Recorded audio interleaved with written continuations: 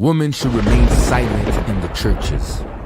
They are not allowed to speak, but must be in submission, as the law says. If they want to inquire about something, they should ask their own husbands at home. For it is disgraceful for a woman to speak in the church. Samuel said to Saul, I am the one the Lord sent to anoint you king over his people Israel. So listen now to the message from the Lord. This is what the Lord Almighty says. I will punish the Amalekites.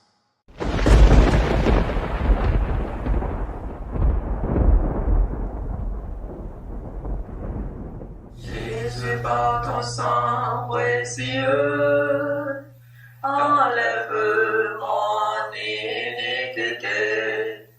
Regarde-moi sur les cieux, dis-moi que tu m'as pardonné.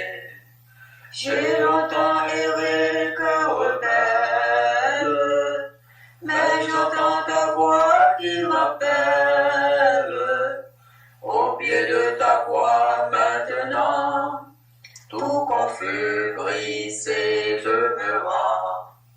Blanc, plus blanc que neige, blanc, plus blanc que neige, lavé dans le sang de l'agneau, je serai plus blanc que la neige. Now go, attack the Amalekites, and totally destroy all that belongs to them. Do not spare them. Put to death men and women, children and infants, cattle and sheep, camels and donkeys. 1 Samuel 15. Greetings, brothers and sisters. It is my pleasure to welcome you to this seventh edition of God is Not White. We have a very, very, very filled with documentation presentation to share with you today. And so I really encourage you to grab a seat, get coffee, tea, hot chocolate. Hot chocolate might be very appropriate for the content of tonight's presentation. My name is Jafrikayiti. I greet you from Ottawa, Gatineau. This is our weekly program, God is Not White, where I go over some of the material that is part of my book published in 2000 under the title Viv Bondye à Relijyon, in Haitian Creole, translated into English, Praise God, Down with Religion. Of course, it's been 24 years since the publication of the book.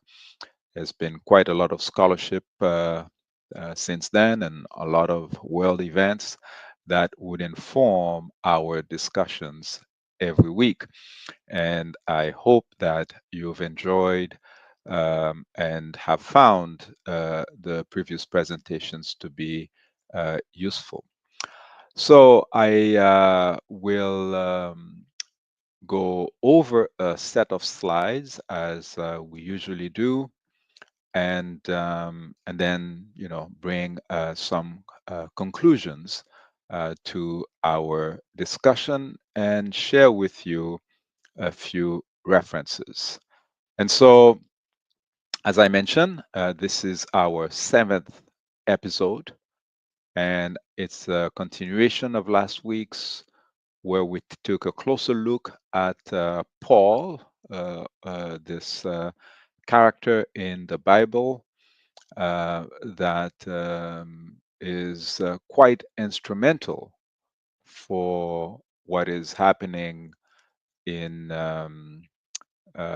Christianity up to the present time.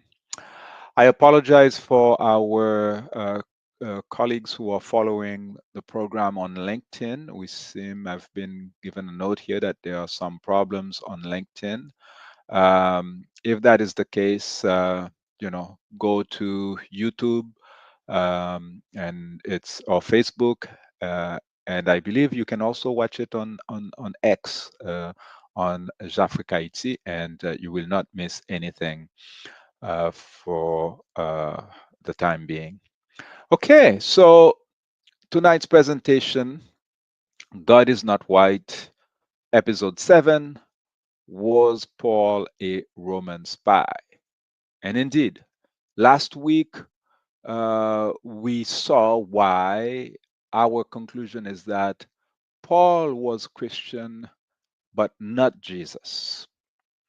And we took a look at the controversy, the conflicts between Paul as we saw them in the books of Acts, and as discussed by different scholars who have studied the matter. And of course, we will tonight basically conclude this in depth look at what Paul represents to Christianity by answering this question: was Paul a Roman spy?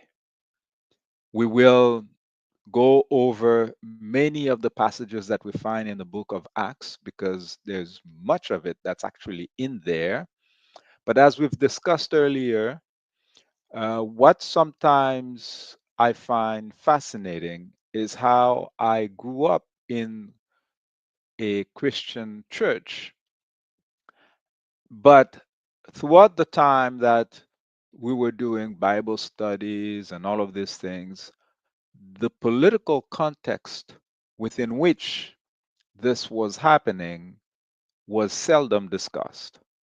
This is kind of surprising given, the number of films we would say that, seem to depict what, the Jesus story, the crucifixion, etc. Well, let's go over some of the material, and perhaps many of you will say, no, Jafrikayiti, you're wrong. We studied that and we always knew that. Okay. So we will take a look at Paul's credentials as a Jew, his credentials as a Roman citizen, and when he uses them and in what context and why. We will take an even closer look at the arrestation of Paul and the theories about his death, because indeed there is controversy about how, when, where Paul actually died. And then the last question is, what is the net impact? What is the legacy of Paul on the Jesus movement? Okay, so we will take a first look at the book of Acts in Acts 22, verses 1 to 5. This is Paul making the case to fellow Judeans as to why he is as worthy as the others. Again, like we saw last week, this theme is forever present in the writings that are attributed to Paul. This complex of inferiority, this necessity to boast, this necessity to establish his credibility, not in front of foreigners, but in front of the very people to whom he claims to belong. And we have to ask why that is. Brothers and fathers, listen now to my defense. When they heard him speak to them in Aramaic, they became very quiet. Then Paul said, I am a Jew, born in Tarsus of Cilicia, but brought up in this city. I studied under Gamaliel and was thoroughly trained in the law of our ancestors. I was just as zealous for God as any of you are today. I persecuted the followers of this way to their death, arresting both men and women and throwing them into prison, as the high priest and all the council can themselves testify. I even obtained letters from them for their associates in Damascus and went there to bring these people as prisoners to Jerusalem to be punished. Again, you will notice here that he refers to this group of followers of Jesus not as Christians, because that term was not yet in use, as we discussed earlier. It's a term that came hundreds of years after the death of Jesus. They were talking about this way. Okay, so it was one of the ways, the many ways within the Judean sects that existed in occupied Palestine at the time. And so Paul is making the case that he has been a promoter of the various conservative definitions of Judaism. Well, not Judaism, I don't know if you call it, yes, yeah, Judaism at the time, because by then they had many different sects of Judaism, but he was saying that, yes, I am one of you. And in fact, those people who are talking about something that is slightly different than, mainstream Judaism, I used to persecute them. That's how he's making the case that he is one of them. Okay. But he's not casting the way as being something else. You will see that also as we proceed. When I returned to Jerusalem and was praying at the temple, I fell into a trance and saw the Lord speaking to me. Quick, he said, leave Jerusalem immediately, because the people here will not accept your testimony about me. Lord, I replied, these people know that I went from one synagogue to another to imprison and beat those who believe in you. And when the blood of your martyr Stephen was shed, I stood there giving my approval and guarding the clothes of those who were killing him. Then the Lord said to me, go, I will send you far away to the Gentiles. The crowd listened to Paul until he said this. Then they raised their voices and shouted, rid the earth of him. He is not fit to live. Acts 22, verses 17 to 22. Now, what is happening here? Paul is arguing with his fellow Jews that he is one of them, but he's saying that the reason that he is credible is not because he walked with Jesus, because he did not. He wasn't there. The whole time that Jesus was alive, he was part of the Roman army persecuting uh, the followers of Jesus, Jesus and his followers. But his credibility rests on the fact that he claims that while he was engaged in this action of persecution, some miracle happened on the road to Damascus, and he's explaining it. And he's also explaining how he participated in the stoning of Stephen. For those who are more familiar with the French or Creole, the term here is Etienne. Etienne is the Stephen in English. Okay, but listen to the same person who's making the case that he's a Jew among the Jews. What does he do when now he gets in trouble with the Romans? As they were shouting and throwing off their cloaks and flinging dust into the air, the commander ordered that Paul be taken into the barracks. He directed that he be flogged and interrogated in order to find out why the people were shouting at him like this. And this stretched him out to flog him. And they stretched him out to flog him. Paul said to the centurion standing there, "Is it legal for you to flog a Roman citizen who hasn't even been found guilty?"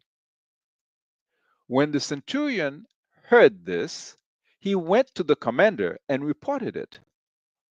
"What are you going to do?" he asked. "This man is a Roman citizen." The commander went to Paul and asked, "Tell me, are you a Roman citizen?" "Yes, I am," he answered. Then the commander said, "I had to pay a lot of money for my citizenship." "But I was born a citizen," Paul replied. Those who were about to interrogate him withdrew immediately. The commander himself was alarmed when he realized that he had put Paul, a Roman citizen, in chains.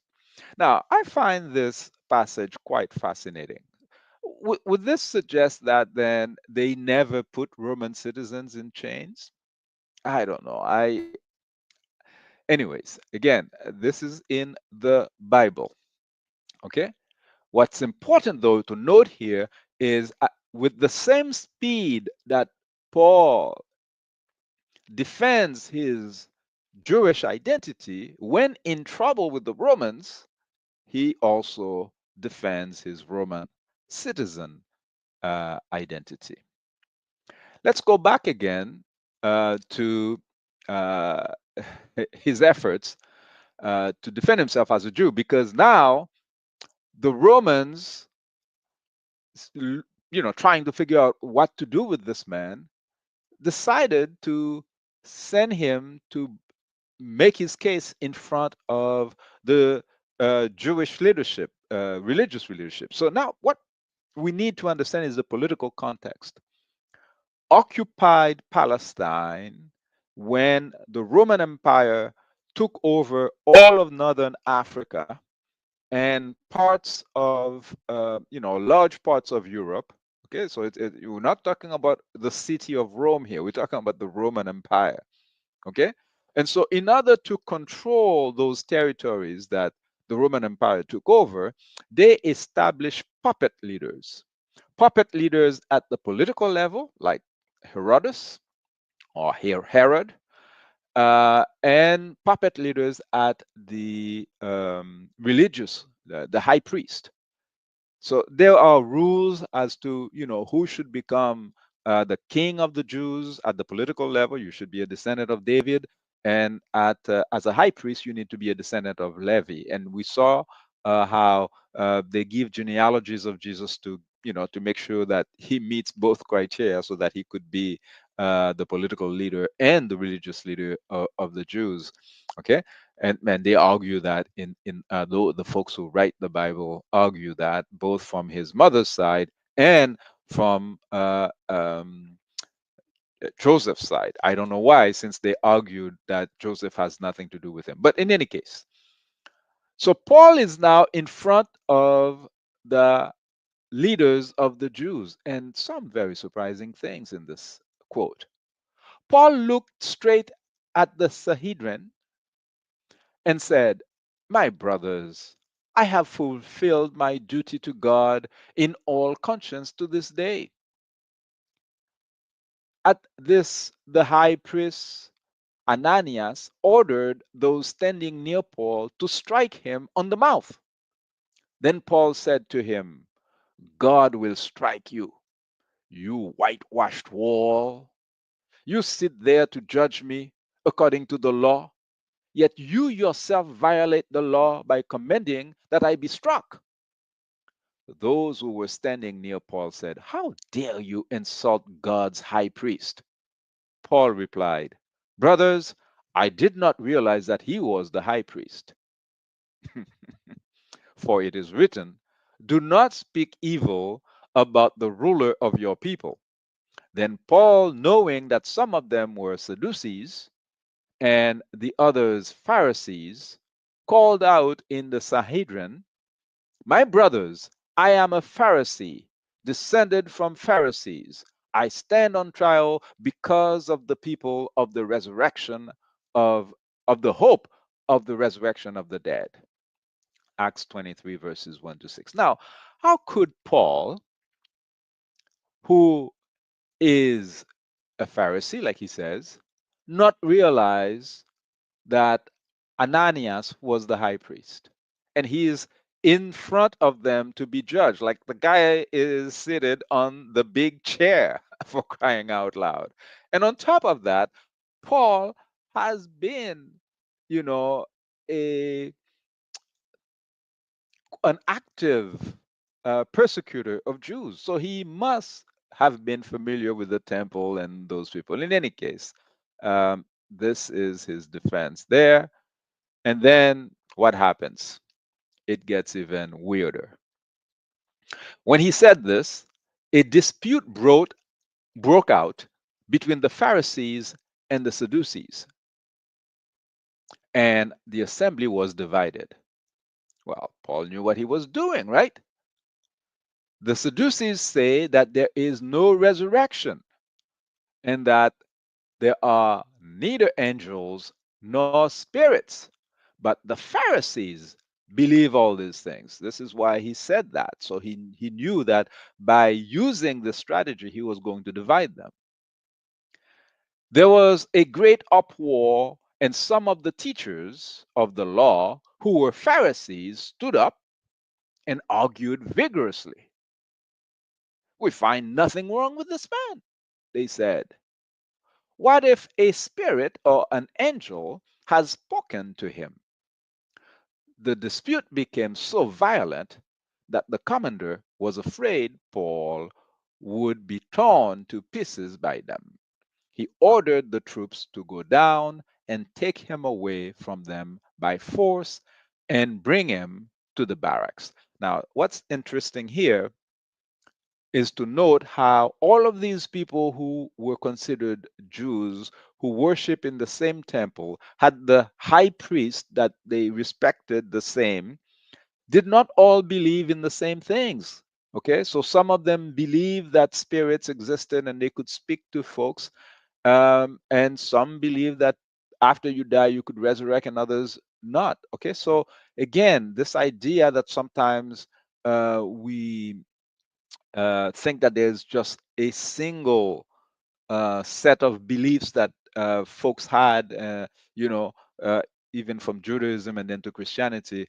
That's not how it was. There's been always been a plurality of superstitious beliefs that people had around the time, and this is also what we see in the book of Acts. But look what happened. First of all, we were told earlier, right, that the commander panicked just because they had put a Roman citizen in chains. I find that very strange. If Paul was just a Roman citizen, I don't see why arresting him and putting him in chains would have been such a terrifying thing. Uh, Throughout the story, it seems that there is intervention after intervention to protect Paul, and his protection comes not from his fellow Jews, but from the Roman occupying forces. Okay? Take him away from them by force. So they mobilize the forces of the military force to protect Paul from supposedly his own people. Why? Why do they care so much about Paul? Well, listen to what happened. Paul, a Jew in an occupied territory of the Romans. The Romans are extremely cautious about this guy. Look what happened. Then he called two of his centurions and ordered them, "Get ready a detachment of 200 soldiers, 70 horsemen, and 200 spearmen. That's how many people? That's 470 to go to Caesarea at 9 tonight. Well, even if you say that the 200 soldiers are using 70, well, no, that's different people. Provide horses for Paul. Of course, he's not going to walk, even if they didn't care about him. But here it sounds like they're talking about, someone who is precious. Provide horses for Paul so that he may be taken safely to Governor Felix. Acts 23, verse 23, 24. But before we get to Acts 23 like that, we need to understand what happened. Well, he was in jail. Why are they taking him to another place, to Governor Felix? Well, listen to what happened. If you take a look at Acts 23, verses 16 to 22, you get this amazing story. But when the son of Paul's sister heard of this plot, okay, so he heard of a plot to kill Paul, he went into the barracks and told Paul. So Paul had access to his family to come and visit him. Then Paul called one of the centurions and said, "Take this young man to the commander.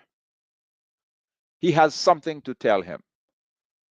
That doesn't sound like, a scared Jew who is arrested by the Romans in occupied territory.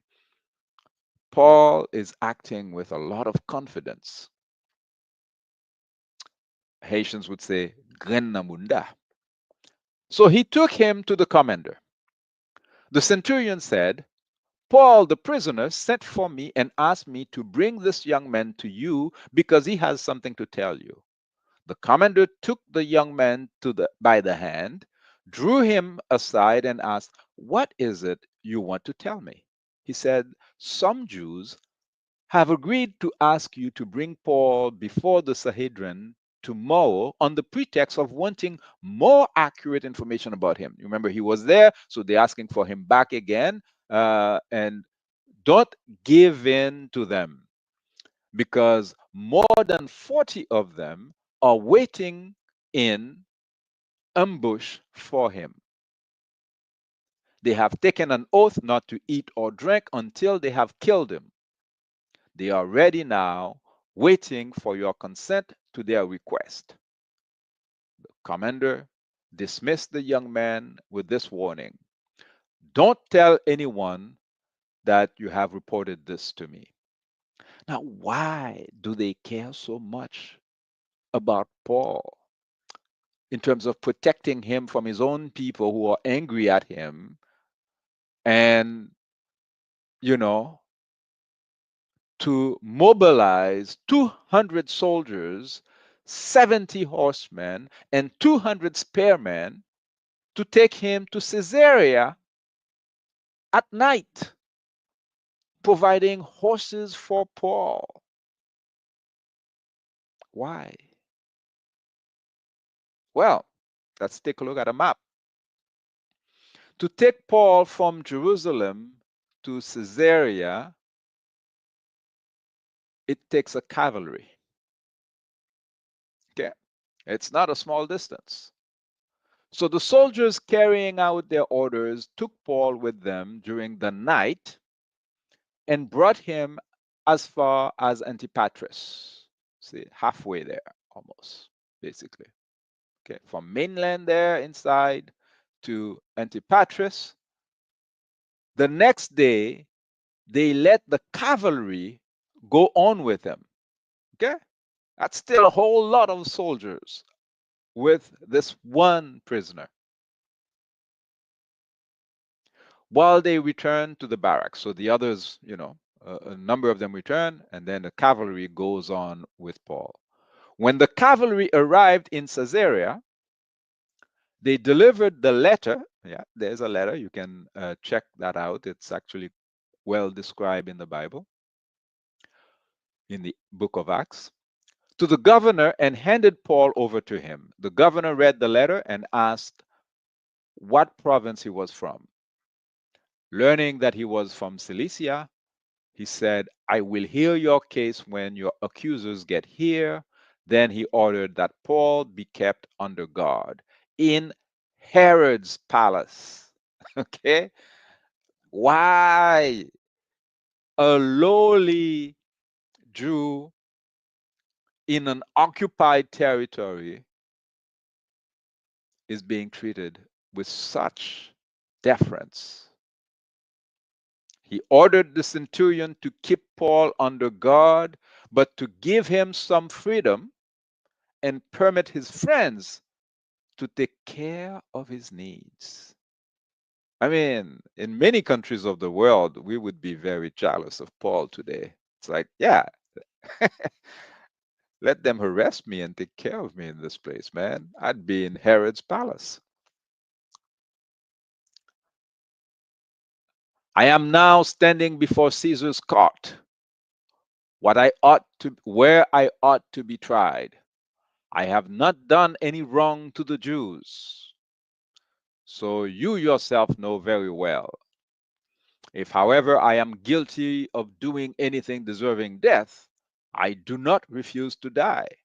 But if the charges brought against me by these Jews are not true, no one has the right to hand me over to them. I appeal to Caesar. After Festus had conferred with his council, he declared, you have appealed to Caesar? To Caesar you will go. Again, why? Why not just, if you think that this guy, you cannot find anything wrong with him, just release him.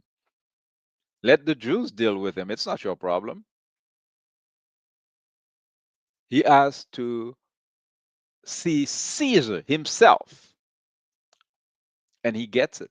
He gets exactly what he wanted. But before he was taken to Caesar, King Agrippa came along, and Festus wanted to do another try to see if Agrippa, who is also a Jew, one of those puppet Jews that are established by the Roman occupying force, to see, what happens if he was to question Paul.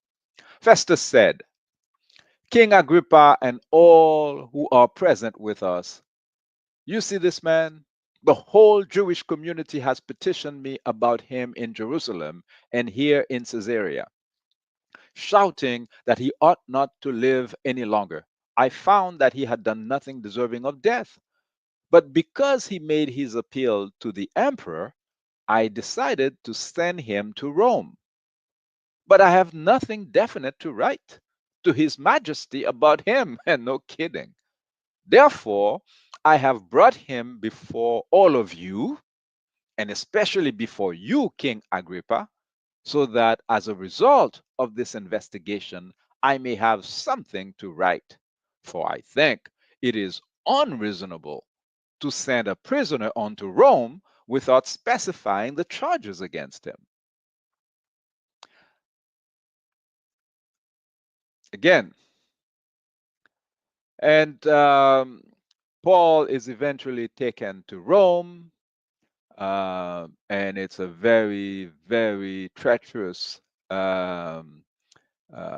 trip by boat. All kinds of things happen during the trip.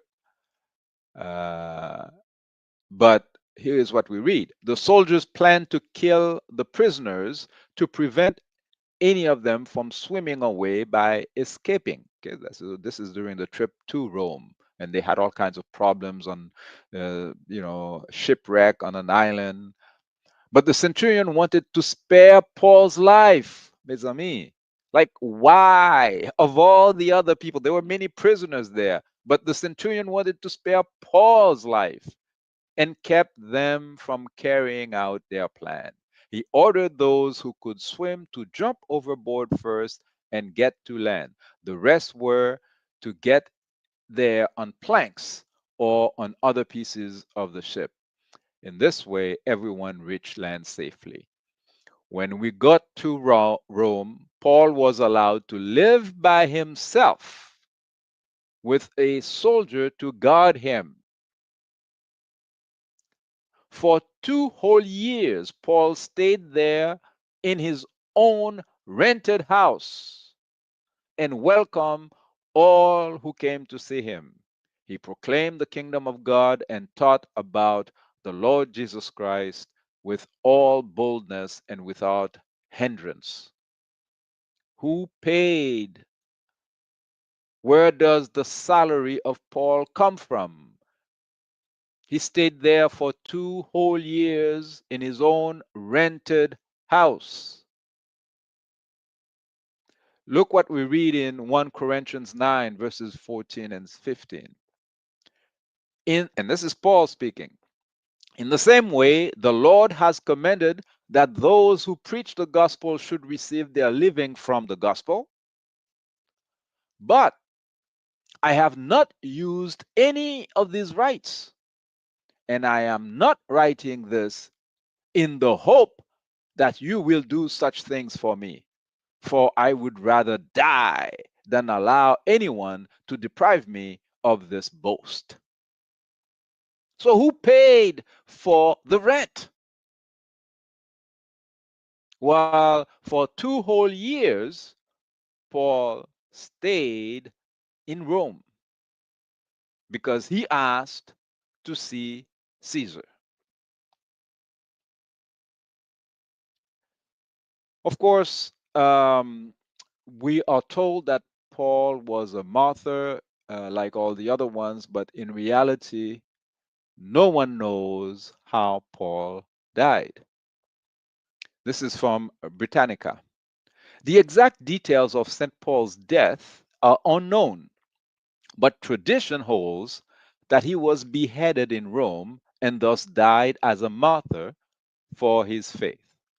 His death was perhaps part of the executions of Christians ordered by the Roman Emperor Nero following the Great Fire in the city in 64 Common Era.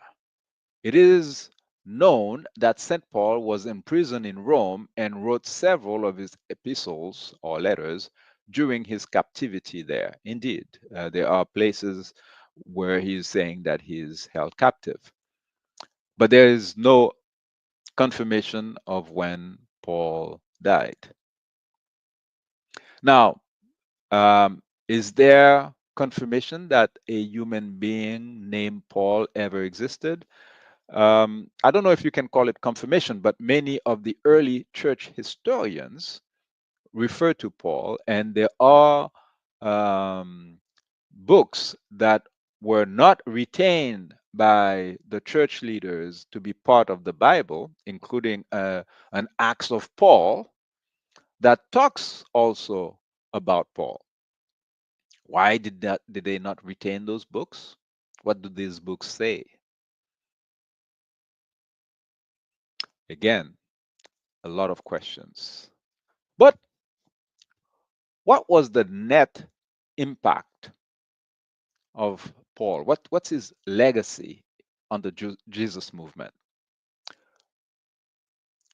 This man never walked with Jesus. In fact, the whole time he was fighting those guys, those men and women, I must say, and he comes preaching something that is quite different than what the brother of Jesus, James in particular, was preaching, because throughout his time, Paul was taking those Jews as far away from Judaism as they knew it as possible. And you will see the core message of Paul is obedience to established authorities. That's why the reasonable conclusion that many have reached is that Paul was a spy, hired by the Romans to continue doing exactly what he was doing, to undo any movement of the Jews in the occupied territories. And when I use the term Jews here, it is not an equivalent of the people they call Jews today. It's the people who lived in that area and who practiced Judaism. These people had multiple different faiths and beliefs, but what they had in common is that they were the people of that land, the land that was occupied by the invading Romans.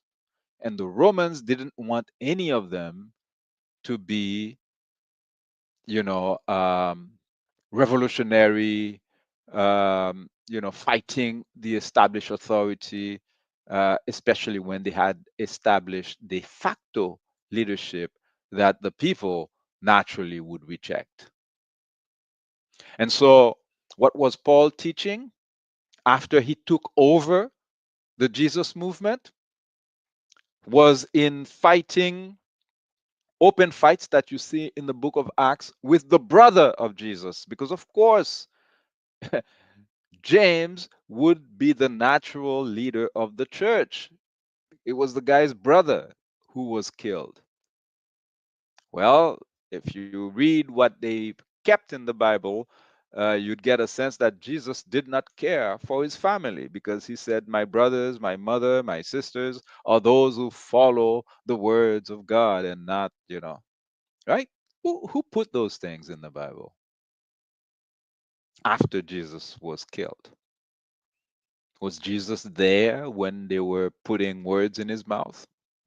He was dead. And so, Paul, whose words dominate modern day Christianity, says, "I want you to know, brothers and sisters, that the gospel I preach is not of human origin." Again, he's still trying to justify himself. "I did not receive it from any man, nor was I taught it. Rather, I received it by revelation from Jesus Christ." Yeah, he showed up in the heavens, and some people heard, some saw, you know, Galatians 1, verses 11. Would we, in this day and age, believe someone who would come and tell us what Paul told folks at his time? Would you believe if someone said that he wants to take over the leadership of, um, I guess, the Democratic Party in the US, when his whole life he was an extreme right-wing Republican? Like, y- let's say, what's the name of this guy? The guy who had the helmet on January 6th, storming the Capitol in Washington, where they killed five of the guards. Viking man. Let's say Viking man now would show up and say, "I want to take the leadership of the Democratic Party." How many people would say, "Oh yeah, sure. You were on the road to Damascus and you saw JFK. Definitely, you should lead us." I don't think anybody would take him seriously. But that's Paul did more than that. He was part of the stoning of Stephen and many others for the Romans, the occupying forces. Paul says, trying to explain where he takes his authority from, "Then after 3 years, I went up to Jerusalem to get acquainted with Cephas and stayed with him 15 years. I saw none of the other apostles." Okay, so he's basically saying that it's not them who taught me, because I got what I got from Jesus himself directly. "Only James, the Lord's brother." Okay, so again, now Paul confirming that Jesus had a brother. Yeah, I know the Catholic Church says that Mary was a virgin and remained a virgin even after having a whole bunch of children, but that's for people who are really asleep. Paul continues, I assure you before God that what I am writing you is no lie. Of course, he has to continuously justify himself, say that he's not lying, because what he is saying is not believable. So then, why do people believe it now? Well, it's indoctrination. You are told how to read all of this, how to understand all of this. The net impact of Paul's legacy, or his net impact on the Jesus movement is in Titus 3, verse 1. Remind the people to be subject to rulers and authorities, to be obedient, to be ready to do whatever is good. Now, this would be a bargain for the Romans. An obedient people who rely on rulers and authorities established for them, over them by Rome. As I urge you when I went to Macedonia, stay there in Ephesus so that you may command certain people not to teach false doctrines any longer, or to devote themselves to myths and endless genealogies, the study of genealogies, that is, who was the father of who. Of course, if you are competing with the brother, the sister, the mother of Jesus, you would be telling folks, forget about genealogies. I am telling you what you need to believe. Don't listen to James. Don't listen to Mary Magdalene. Don't listen to the mother of Jesus. These people have no importance no more than I, because I was on the road to Damascus and I saw Jesus from heaven. And I'm preaching something to you that no one else is preaching, and you need to listen to me. Then after 3 years, see, and again, you need to understand what Paul says, that when he spoke to the Lord, he knew that he couldn't go back to the city where he was killing people. And he says that God or Jesus told him to go to Europe. Okay? And that's where he went. Okay? I went to Macedonia. Okay? And then it's afterwards that he returned with his story and everything, right? But now he has established himself from these other communities, and therefore he's now returning. Then after 3 years, I went up to Jerusalem to get acquainted with Cephas and stayed with him 15 days. I saw none of the other apostles, only James, the Lord's brother. I assure you before God that what I am writing to you is no lie. His net impact: there is neither Jew nor Gentile, neither slave nor free, nor is there male or female, for you are all one in Christ Jesus. If you belong to Christ, then you are Abraham's seed and heirs according to the promise. Of course,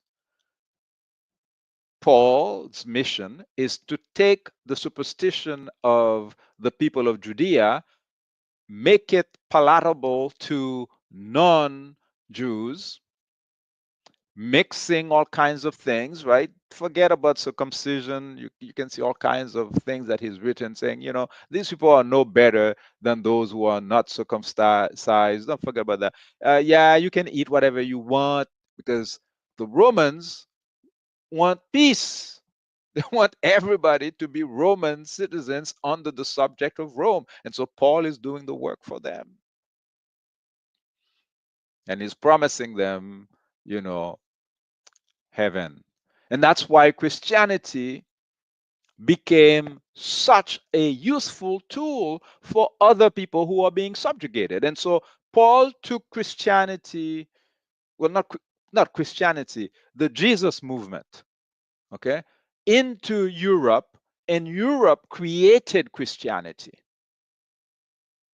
Because then that thing that was coming back with Paul and that was to be embellished later on, when Rome had full control on the thing, and we will see more about that in terms of who was deciding what is and what isn't word of God, then it became such an easier tool to use to subjugate people than what Jesus was doing when he entered the temple uh, um, in John 2, verse 15, and chased out the thieves from the temple. That's not what Paul was doing. Paul was with the people ruling, not fighting them like Jesus was doing in the temple. Yes, the net impact of Paul's preaching or on the Jesus movement can be found in Colossians 3, verses 22, Ephesians 6, verses 5 to 9, 1 Timothy 6, 1 Peter 2, 18, Titus 2, verse 9. Slaves, in reverent fear of God, submit yourselves to your masters, not only to those who are good and considerate, but also to those who are harsh. For it is commendable if someone bears up under the pain of unjust suffering because they are conscious of God. But how is it to your credit if you receive a beating for doing wrong and endure it? But if you suffer for doing good and you endure it, this is commendable before God. What a gift. And the Europeans took it and they ran with it. And today, it's not the Europeans who are preaching it, it is their victims. In Africa, in Haiti, where I was born and raised, in Asia, in Latin America, you are to learn to be obedient to establish authority. And so, a few references, of course. I encourage people to read their Bible and to take a look at a map while they're doing it and, get a sense of what the size of Rome was, the distances when they say people were traveling. Why would the Roman authorities pay so much attention to a Jewish prisoner like Paul, mobilizing hundreds of soldiers to escort a man because he said, I want to, you know, argue my case in front of Caesar himself. And that is after the Romans saved him from being killed by his own people. James, the brother of Jesus, the key to unlocking the secrets of early Christianity and the Dead Sea Scrolls, Christianity Betrayed, the Dead Sea Scrolls Deception, the Bible and Christianity, the African Origin of Civilization, Myth and Reality, or Reality, Chegan Diop, and Viv Bondye about Relijyon. You can go on my website. There you will find many other references. Next week, we ask, whose fingerprints do you see on the Bible? Are these the words of men, like every other book that exists, that has ever existed? Or is this book magical? Somehow, the words from this book do not come from human beings. We will analyze that with no fear. And so, I have many comments here. Uh, uh, Paul lived decades after Caesar was killed. Yes, yes, yes. Yes, so they claim that it was under Nero that Paul was killed, but this is speculation. No one knows that for sure. Paul's life reads like the life of a spy. The man's work does a lot of good to Rome. It's like the KKK changing sides. Do you think that the Polish and German soldiers who switched sides were Polians? I don't know, as we say in Haitian culture. I don't live in this neighborhood. Ronald, ou pa di aye frère, sauve frère. Jésus sauve.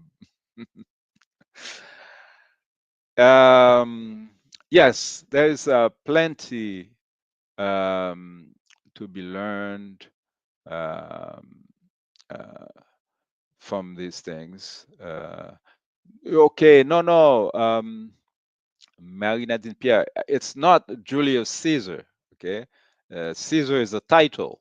So it's whoever was the Caesar at the time. And of course, it wasn't Julius Caesar at the time of Paul.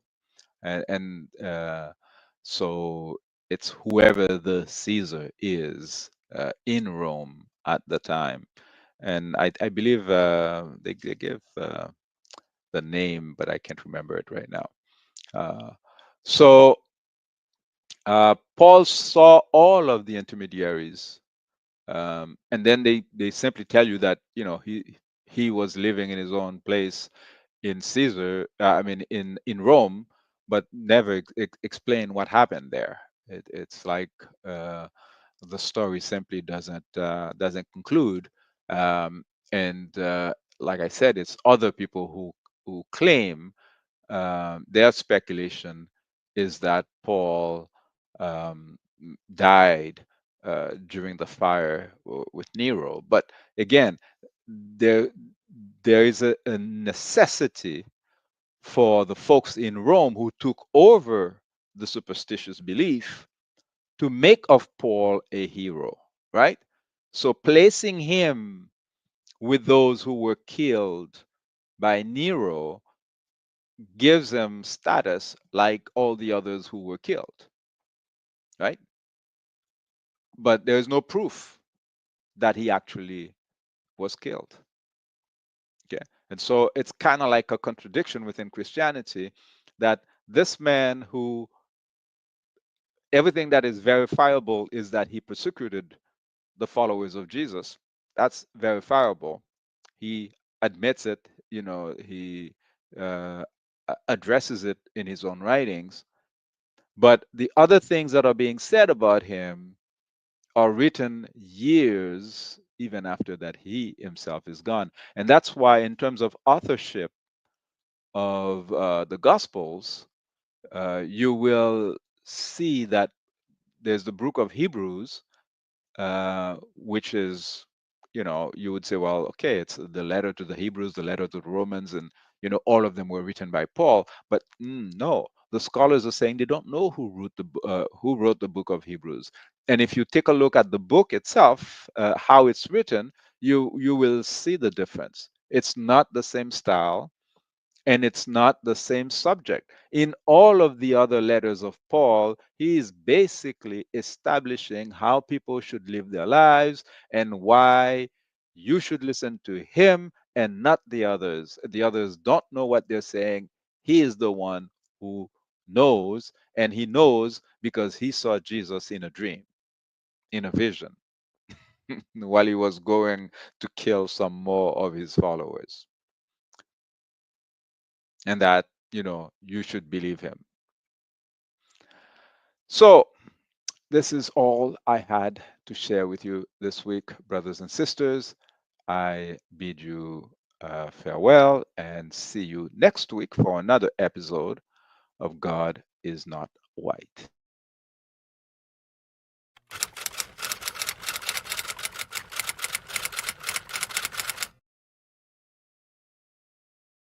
Women should remain silent in the churches. They are not allowed to speak, but must be in submission, as the law says. If they want to inquire about something, they should ask their own husbands at home. For it is disgraceful for a woman to speak in the church. Samuel said to Saul, I am the one the Lord sent to anoint you king over his people Israel. So listen now to the message from the Lord. This is what the Lord Almighty says. I will punish the Amalekites.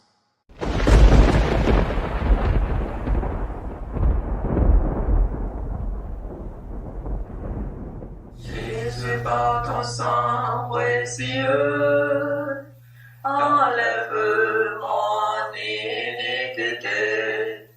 Regarde-moi sur les cieux, dis-moi que tu m'as pardonné. J'ai longtemps erré cœur rebelle, mais j'entends ta voix qui m'appelle. Au pied de ta croix maintenant, tout confus, brisé, je me rends. Blanc, blanc, plus blanc que neige, blanc, plus blanc que neige, lavé dans le sang de l'agneau, je serai plus blanc que la neige. Now go, attack the Amalekites, and totally destroy all that belongs to them. Do not spare them. Put to death men and women, children and infants, cattle and sheep, camels and donkeys. 1 Samuel 15.